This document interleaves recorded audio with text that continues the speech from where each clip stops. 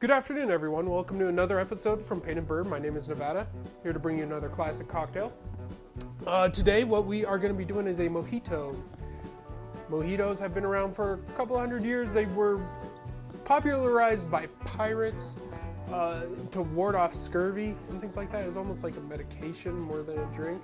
I mean, it was definitely a drink, but with the lime juice and the mint and all that, it was kind of like a keep the pirates healthy type of thing. The weather's getting hot.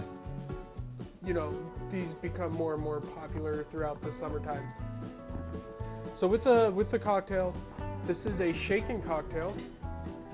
So what we're gonna add, our first ingredient, is gonna be lime juice. We're gonna add 3/4 of an ounce of lime juice.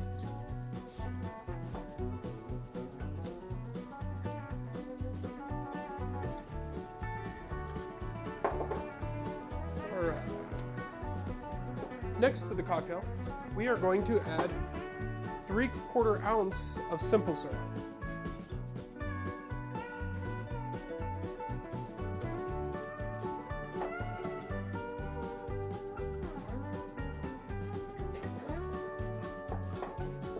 Perfect. All right, next, we are going to add 2 ounces of white rum. Use whatever rum you like. Personally, I prefer a dark rum for this, like Plantation, Dark, or Eldorado. Could use my Eldorado 12, but since I'm not drinking it, I don't really want to waste it. And it's not a waste. That's the wrong word. But anyways, we're gonna add 2 ounces of this. So I'm gonna just let that sit here because here comes the magic. We are going to build this in a Collins glass. So what we're going to do is, I got some mint right here. I'm going to pluck off some leaves. I like about 6 maybe. So a lot of places, I'm not saying it's wrong, I'm not saying it's right, but they want you to muddle it. Like really, like almost turn it into a paste. I disagree with that, because if you take a piece of mint, take 2, you know, spoil yourself, and chew on it, it progressively gets bitter and bitter and bitter. It gets very bitter. Very. So what I like to do is I take a handful of mint,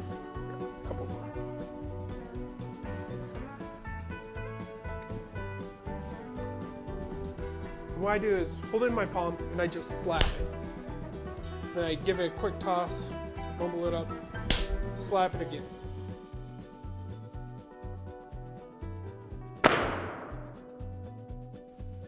Like the oils are coming out. What this is doing, it's bringing out all the oils and the flavors of it without bringing the bitterness. And what I like to do is just put it right in the glass like so. And then we're gonna add crushed ice. What I did is I just put a couple ice blocks in the bullet, or Ninja. I don't know what this thing is. I think it's a Ninja. Stack it up. All right. So now we're gonna shake this cocktail, and we're not doing a standard shake. Whenever you're adding something, since we will be adding soda water to the top of it, we do what's called a short shake. It's about half the time as a regular shake. You could also do what's called whipping, where you take some crushed ice and just put it in there. It's gonna add a little bit of dilution, but it's not gonna over dilute. Because we are putting this on crushed ice, this will melt way faster than regular block ice and cube ice. So I'm gonna do the whipping technique. So I just got a little bit of crushed ice. I'm gonna just put it right inside. And then we're just gonna give it just a quick shake. We're not trying to add dilution. We're adding a little dilution. We're not over diluting. We're just trying to make the flavors become one.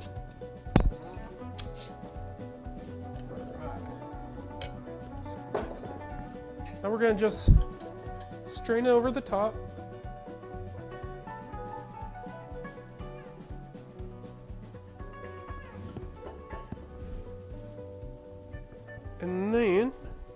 grab your bar spoon. It's pretty densed up. Then we're gonna just give it some stirs. Grab the leaves, pull them around. Try and make it look nice.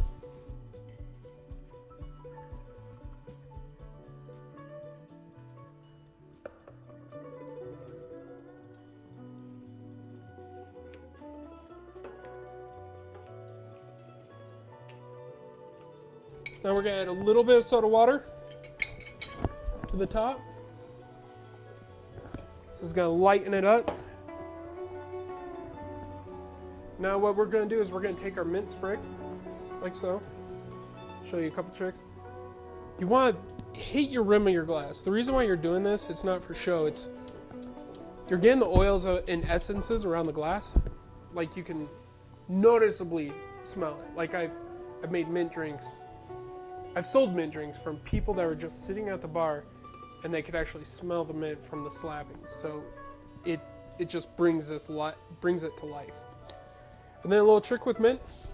When you have your bouquet, I like to take one big piece, break it in half, put it together, pinch it at the bottom with a little twist, and don't put it in like that because you could already see it starting to fall over.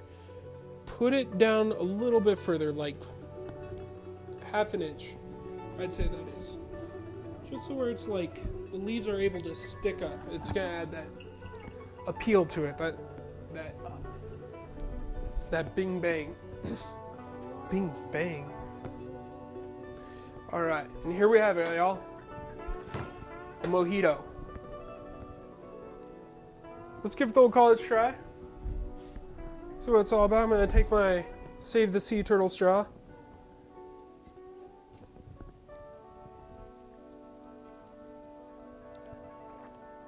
Oh my gosh. It's so good. So good.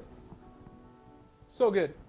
That's it. It's with that mint, you got no bitterness to it, which is huge. When I learned to do it this way from a coworker of mine, she showed me that and it just changed because I did it the traditional way. You know, you're muddling it. And I wouldn't muddle it into a paste. It was just a couple turns, but still it was a little bit bitter. Doing this is a game changer to the mojito. That's about it. That's it. All I can do is stutter to make my point. With it's got a very vibrant taste to it. You know, it's. And the thing is like people like seeing the mint all throughout the glass. And if you could just bring it up closer, yeah. If you could just see all of it.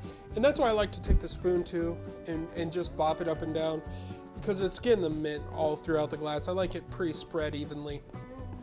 All right, everyone. Thank you so much. Once again, we got here a mojito. I hope we learned a few things and, you know, be sure to try it at home or next time somebody orders it. And do a straw test too if you're working behind the bar. Just notice these little subtle differences that can really add to the person's experience because as bartenders, that's what we're trying to do is add an experience. We're not there to black out and talk about how the Chicago Bears won the World Series last year or whatever it is. All right, everyone. Thank you so much.